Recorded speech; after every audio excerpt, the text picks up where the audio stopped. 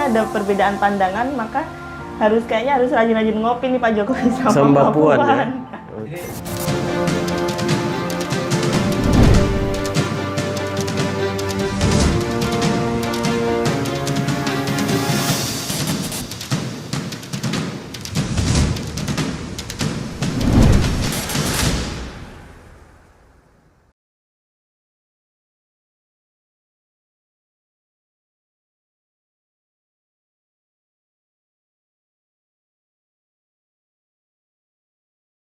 Assalamualaikum warahmatullahi wabarakatuh. Selamat siang, salam sejahtera untuk kita semua. Kali ini JCC Network kedatangan tamu di podcast JCC. Tamu kali ini kalau kemarin itu agak ganteng-ganteng, tapi kali ini memang cantik. Rima Agustina Nurul Rahma ya, nama lengkapnya biasa dipanggil Rima, adalah Ketua Kopri PMI DKI Jakarta. Hari ini kita ada hiruk pikuk soal RUU Perlindungan Pekerja Rumah Tangga. Hari ini kita mau dibahas bersama Rima, nanti diulas. Sebab undang-undang ini sejak dari zaman Pak SBY hingga Pak Jokowi. Sudah berapa tahun? Kurang lebih 19 tahun. Sudah 19 tahun undang-undang ini belum disahkan. Pak Jokowi baru-baru ini sudah mendorong bahwa ini segera dibereskan. Tetapi sampai hari ini belum dibereskan. Artinya belum dijadikan sebagai payung hukum. Takutnya kami jangan sampai ketika di era Pak Jokowi ini tidak disahkan menjadi undang-undang, jangan-jangan Pak Jokowi bisa jadi masyarakat bilang kok Pak Jokowi sama dengan Pak SBY. Oh sama saja begitu. Ada masalah apa sih undang-undang itu untuk dibahas? Padahal itu kan penting untuk para pekerja rumah tangga, terutama yang ada di bangsa ini. Baik, terima kasih banyak teman-teman dari JCC, Bung Rey, atas waktunya. Memang terkait dengan rancangan undang-undang perlindungan pekerja rumah tangga ini masih menjadi polemik yang sampai hari ini perlu untuk menjadi atensi kita bersama, karena tadi sudah sedikit dibahas, disinggung bahwa sejak tahun 2004 sampai sekarang itu perjuangan kita dari unsur pemerintah, kemudian masyarakat sipil juga bersama-sama berjuang untuk pengesahan rancangan undang-undang perlindungan pekerja rumah tangga ini. Nah, kenapa kemudian kita memiliki giroh atau memiliki semangat untuk memperjuangkan pekerja rumah tangga ini adalah karena faktanya memang fenomena sosial ini, pekerja rumah tangga ini menjadi unsur penting di kehidupan sosial kita, karena mau tidak mau kita harus menyadari seiring berkembangnya zaman, masyarakat modern itu pasti membutuhkan yang namanya pekerja rumah tangga, ya kan? Apalagi ketika kita sebagai perempuan yang mungkin hidup di perkotaan, yang mereka harus berkarir, ya kan, pulang kantor mereka pasti capek dan pasti membutuhkan tenaga bantuan untuk mengurusi urusan-urusan domestiknya begitu. Nah, sedangkan terkait dengan urusan-urusan domestik ini seringkali dianggap menjadi sesuatu yang termarginalkan, mengalami subordinasi, dianggap sesuatu yang tidak terlalu penting untuk diangkat dan sebagainya begitu. Sehingga ketika pekerja rumah tangga ini mengalami berbagai macam bentuk diskriminasi, dan tentu bentuknya itu beragam, Bung. Di antaranya pekerja rumah tangga ini seringkali mengalami penganiayaan, ya kan, banyak sekali kasusnya bisa dicek. Pekerja rumah tangga yang mengalami penganiayaan, kemudian upah yang tidak dibayar, itu juga sering ada kasus itu. Dia sudah bekerja selama 15 bulan tapi hanya dibayarkan 1 bulan gaji begitu. Itu kan banyak tuh kasus-kasus pekerja rumah tangga yang seperti itu. Kemudian juga jam kerjanya pekerja rumah tangga ini tidak diatur, mereka seakan-akan diforsir untuk kerja 24 jam begitu. Seakan-akan pemberi atau orang yang memperkerjakan pekerja rumah tangga ini seakan-akan memiliki kuasa yang seutuhnya terhadap pekerja rumah tangga ini gitu. Jadi saya rasa memang perlu ada sebuah regulasi yang mengatur tentang beberapa unsur-unsur itu. Lagi-lagi terkait bagaimana upah minimum bagi pekerja rumah tangga, kemudian jam kerjanya seperti apa, kemudian juga yang paling penting juga hubungan relasi kerja antara majikan dengan pekerja rumah tangga, atau mungkin dengan antara pekerja rumah tangga kemudian dengan penyalur dan juga dengan si pemakai jasa pekerja rumah tangga itu yang perlu diatur supaya ada perlindungan hukum bukan hanya bagi pekerja rumah tangga saja sebenarnya, akan tetapi bagi pemakai jasa pekerja rumah tangga supaya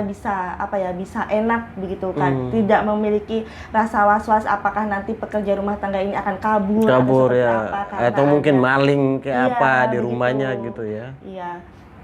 Kemudian bagi penyalur juga seperti itu gitu. Jadi memenuhi semua bisa mengakomodir semua kepentingan tiga elementar unsur tadi ya. Gitu.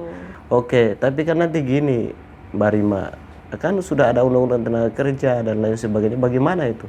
Ya, kalau undang-undang tenaga kerja ini memang sesuatu yang masih general, sifatnya tidak spesifik mengatur tentang pekerja rumah tangga ini, karena begini, di undang-undang tenaga kerja itu hanya mengatur relasi hubungan kerja antara pemakai jasa dan penyedia jasa begitu ya, yang dia itu ada berbadan hukum. Sedangkan kasusnya adalah di sini pekerja rumah tangga itu kan kayak cabutan gitu kan, karena kita kenal.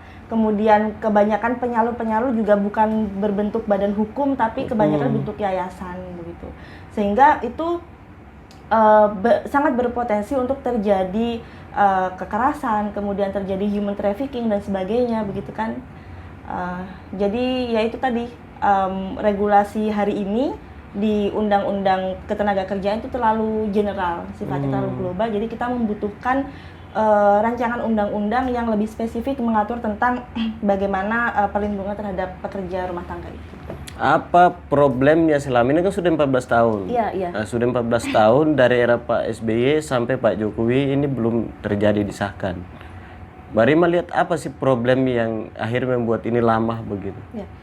Sebenarnya kemarin kita sudah sempat mendapatkan istilahnya angin segar lah, karena dari Presiden sendiri menginstruksikan untuk segera mengesahkan rancangan undang-undang ini begitu. Tapi ternyata baru kemarin Ketua DPR RI kita Mbak Puan ternyata menunda pembahasan RUU ini untuk dibahas bersama-sama di rapat paripurna DPR RI begitu. Nah, hambatannya saya rasa karena rancangan undang-undang ini tuh sudah masuk di Balek, kemudian juga sudah dibahas di Bamus di DPR RI, tinggal bagaimana kemudian political will dari pimpinan DPR RI ini, dari jajaran pimpinan, apakah kemudian para pimpinan DPR RI ini memiliki political will untuk segera mengesahkan rancangan undang-undang perlindungan pekerja rumah tangga ini atau tidak.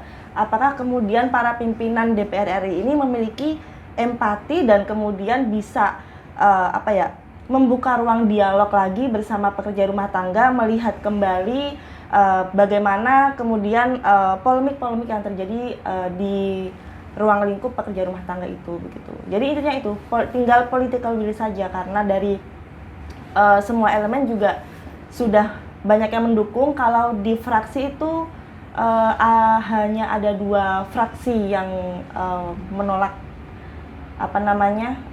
rancangan undang-undang. Tapi tadi kan ditolak ya. Iya. Saya pikir kan ya pada DPR ya, tugas mereka adalah bagaimana bisa mengakomodir kepentingan rakyatnya kan. Tapi kan kalau seperti itu, kalau sampai 14 tahun tidak jalan ini, menurut Mbak Rima kira-kira ada rasa kepedulian nggak sih anggota DPR atau wakil rakyat terhadap para pekerja rumah tangga? Apalagi Mbak Puan, mohon maaf Mbak Puan hari ini nolak sampai seperti itu ya. Harusnya kan sebagai perempuan loh, harusnya kan harus segera dieksekusi. Soal ini bukan kepentingan politik, mungkin kepentingan politik yang lain. Ini kan soal orang, nasib para pekerja ini. Kalau melihat itu bagaimana? Ada rasa peduli nggak sih kalau seperti ini? Berkaca sama ini kan kasusnya sama dengan rancangan undang-undang TPKS waktu itu ya. Kita juga berjuang di RUU TPKS itu cukup lama, jaringan masyarakat sipil untuk pengesahan undang-undang TPKS itu sekitar berapa tahun ya? Hampir 10 tahun lah untuk memperjuangkan undang-undang TPKS itu. Dan hal yang serupa terjadi di rancangan undang-undang perlindungan pekerja rumah tangga. Yang mana artinya memang satu spirit yang sama sih yang dihadirkan dari undang-undang TPKS maupun RUU PPRT ini, yaitu tentang bagaimana kita memanusiakan manusia dan mengentaskan berbagai macam jenis kekerasan dan diskriminasi. Dan memang mungkin kalau bisa bicara kasar ya, karena memang ini bukan merupakan sesuatu yang bisa dimainkan oleh para pihak-pihak oligarki dan sebagainya, betul. gitu kan, berbeda dengan mungkin RUU Cipta Kerja gitu, Omnibus Law yang mungkin banyak kepentingan oligarki di sana sehingga bisa dalam satu malam saja diketok palu disahkan begitu. Beda halnya dengan rancangan undang-undang PPRT maupun yang dulu UU TPKS yang alhamdulillah sekarang sudah menjadi undang-undang, tinggal bagaimana kita mengawal implementasinya saja gitu. Nah, sekarang kita masih kita menunggu political will lagi-lagi dari para pimpinan DPR RI, khususnya Mbak Puan sebagai Ketua DPR RI dan sebagai perempuan juga, dan sebagai perempuan yang harusnya ibu memiliki gitu ya, kesadaran gender begitu ya, untuk segera mengesahkan rancangan undang-undang PPRT ini. Karena juga saya rasa pastilah para anggota DPR RI ini menggunakan juga jasa-jasa pekerja rumah tangga, nggak mungkin enggak dong. Betul. Begitu. Mungkin juga saudaranya, begitu kan, atau relasinya gitu. Tadi menarik gitu bahwa Omnibus Law cepat tuh karena banyak kepentingan. Berarti bisa jadi kita bilang bahwa anggota DPR kita, mereka lebih suka yang ada uangnya, mereka mau ngurusin orang yang sudah jelas nih ada uangnya daripada yang lama nih. Padahal kalau Omnibus Law cepat sekali itu, kira-kira gimana tuh? Iya, ya memang mungkin ya semuanya bisa melihat lah kalau persoalan seperti ya. Tapi yang saya rasa juga perlu menjadi perhatian adalah bahwa ketika pekerja rumah tangga ini mendapatkan Hak. payung hukum yang mengatur hak dan kewajiban antara majikan dan juga pekerja rumah tangga ini, saya rasa itu juga akan menciptakan sebuah pengentasan kemiskinan gitu. Karena ketika pekerja rumah tangga ini kan rata-rata berangkat dari perempuan kebanyakan, dan mereka pasti dari masyarakat yang miskin, paling bawah gitu. Sehingga ketika kemudian regulasi ini disahkan dengan ada aturan upah minimum, kemudian upah yang harus dibayarkan, kemudian jam kerja yang jelas gitu, saya rasa juga mereka juga pekerja rumah tangga ini akan sejahtera begitu. Ya, betul. Dan majikan orang yang memperkerjakan pekerja rumah tangga ini juga akan saya rasa lebih produktif, lebih tenang untuk mengerjakan pekerjaannya, sehingga di sana ada istilahnya roda ekonomi yang berjalan, kemudian juga bisa mengentaskan kemiskinan di Indonesia begitu. Saya rasa seharusnya bisa dilihat seperti itu sih dari DPR RI dan juga pemerintahan untuk bagaimana kemudian meningkatkan pembangunan di Indonesia. Kalau ini yang dilihat, apalagi berangkat daripada pemberantasan kemiskinan, saya pikir udah disahkan pasti kan begitu. Iya. Lalu pesan khusus kepada Ketua DPR kita Mbak Puan dan pimpinan fraksi lah di DPR sana, dan terutama partai politik, ya segeralah sebagaimana Mbak Rima dan teman-teman punya perjuangan ini, silakan.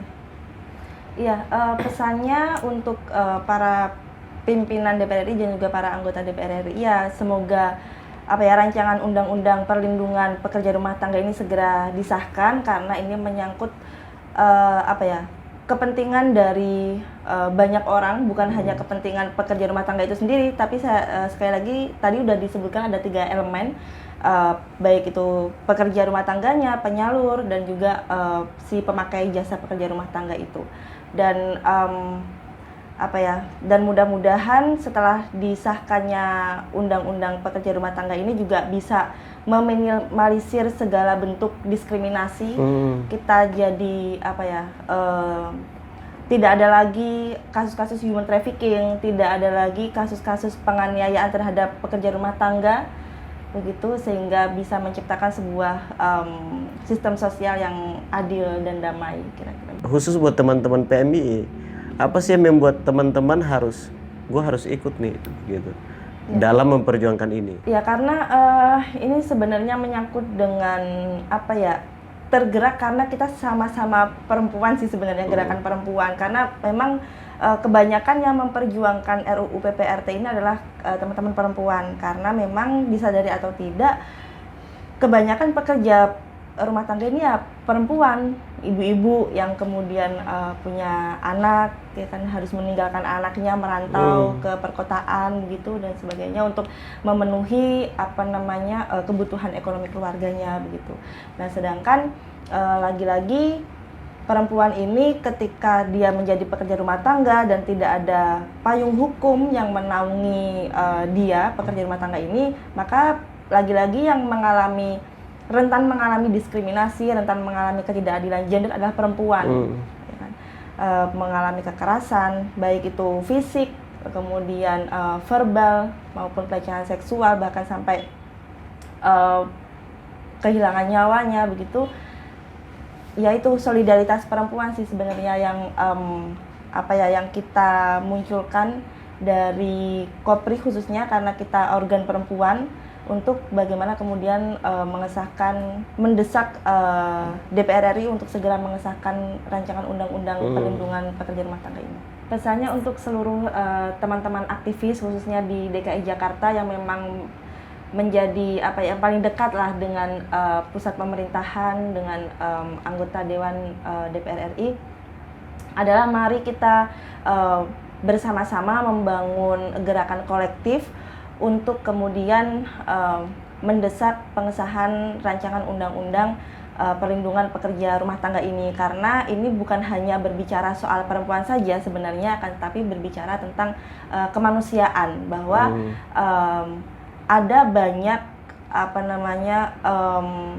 ada banyak nyawa yang ditanggung oleh pekerja rumah tangga ini, karena pekerja rumah tangga ini kebanyakan adalah ibu-ibu yang mereka harus menanggung biaya hidup anak-anaknya, yang mereka harus banting tulang untuk masa depan anak-anaknya, untuk masa depan pendidikan anak-anaknya yang nanti juga akan berpengaruh terhadap pendidikan di Indonesia itu sendiri. Begitu. Jadi harapannya kepada aktivis terutama teman-teman Cipayung terutama teman-teman Cipayung, sekali lagi mari bersama-sama gerak bareng untuk mengawal rancangan undang-undang perlindungan pekerja rumah tangga ini.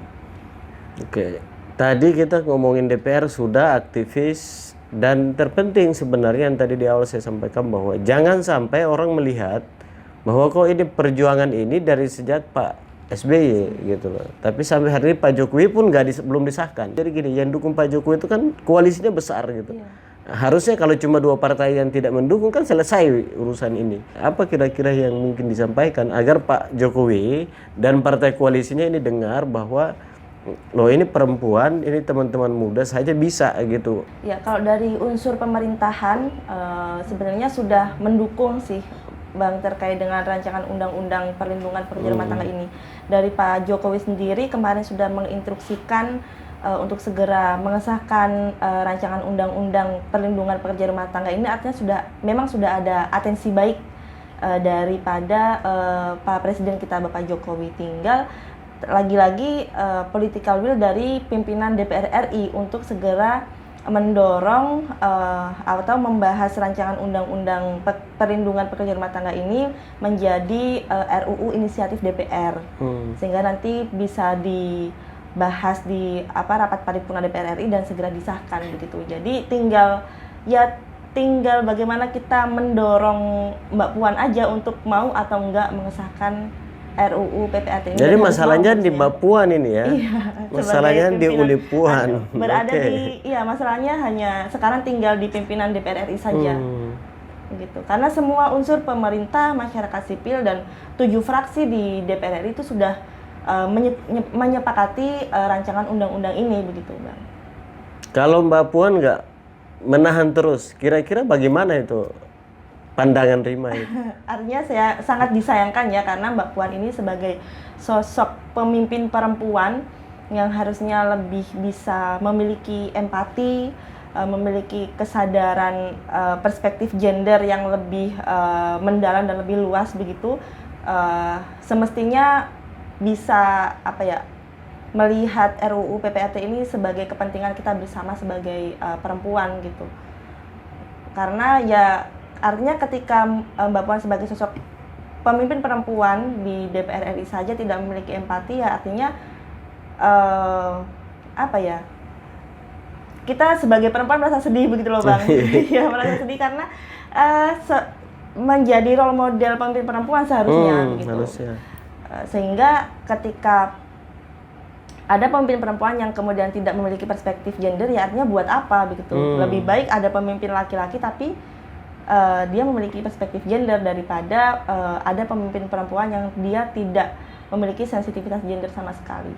Oke, Mbak Puan, poinnya di Mbak Puan, di Uni Puan ya. Mbak Puan ini adalah bukan berdiri sendiri jadi anggota DPR atau jadi ketua DPR. Dia ada partai politik bernama PDIP. Dan apapun keputusan ketua DPR, saya pikir pasti ada koordinasi dong dengan partai asalnya begitu. Apa ketua PDIP itu ibunya Mbak Puan. Ini kita hilangkan antara ibu dan anak, tapi kepentingannya adalah bicara soal hak, bicara soal masalah sosial, bicara soal kemanusiaan. Penting sebenarnya kepada PDIP untuk menegur atau bisa mendorong Mbak Puan gitu. Mungkin hilaf gitu, akhirnya kan tadi kan masih bisa ditunda. Apa ya, mungkin harusnya karena apa? Saya melihatnya karena Pak Jokowi juga diusung oleh PDIP. Okay. Tapi kenapa terjadi apa ya, perbedaan pandangan antara Pak Jokowi dengan Mbak Puan? Mungkin butuh apa ya, butuh silaturahim yang lebih erat lagi lah di antara PDIP ini untuk bagaimana menyatukan pandangannya begitu. Ya demi kepentingan masyarakat Indonesia. Saya lihat sih dari periode Pak SBY dengan periode Pak Jokowi terkait dengan RUU PPRT ini pasti jauh lebih progres sekarang ya, karena ya ini kan diusung dari tahun 2004, kemudian berjalan sampai 19 tahun sampai sekarang, baru dibahas nih di apa namanya, di Balik dan sebagainya itu baru sekitar tahun 2020 sampai sekarang lah mulai ada riak-riak di DPR RI. Memang dulu sudah pernah dimasukkan di prolegnas di eranya Pak SBY, tapi memang kemudian ditunda untuk dibahas lagi sehingga sampai sekarang ini begitu. Dan alhamdulillahnya di era Pak Jokowi ini beliau lagi-lagi memberikan atensi positif ya dengan menginstruksikan untuk segera mengesahkan rancangan undang-undang ini begitu. Artinya memang ada niat baik dari Pak Jokowi untuk segera mengesahkan undang-undang ini. Gitu. Tinggal semoga ke depan dalam waktu dekat bisa segera dimasukkan sebagai rancangan undang-undang inisiatif DPR, kemudian dibahas dan segera disahkan. Makanya saya bilang tadi ini ada perbedaan pandangan, maka kayaknya harus rajin-rajin ngopi nih Pak Jokowi sama Mbak Puan. Ya? Siap. Iya. Lalu terakhir, Marima itu pesan kepada teman-teman se-Indonesia ya. Iya, pesannya untuk seluruh masyarakat Indonesia, kita sebagai masyarakat sipil, kita khususnya aktivis perempuan, kita itu tergabung dalam koalisi masyarakat rakyat sipil untuk UU PPRT. Gitu. Nah, harapannya masyarakat Indonesia juga bisa saling bergandengan tangan, kita bersama-sama mendorong untuk pengesahan rancangan undang-undang perlindungan pekerja rumah tangga ini, supaya lagi-lagi pekerja rumah tangga ini bisa mendapatkan hak-haknya, bisa terbebas dari berbagai macam bentuk diskriminasi, tidak ada lagi kasus-kasus human trafficking dan sebagainya. Siap. Gitu. Oke. Oke, terima kasih Mbak Rima atas waktu dan kesempatannya. Jangan bosan-bosan datang ke JCC dan semoga ke depan apa yang disampaikan ini bisa berdampak kepada masyarakat. Pasti dampaknya sudah disampaikan. Dan pesan terpenting tadi adalah ingin saya ingatkan kembali bahwa ada dua hal. Yang pertama adalah aturan ini atau undang-undang PRT ini sangat penting, dan itu karena nanti akan dampaknya terhadap pembangunan, mengurangi pengangguran.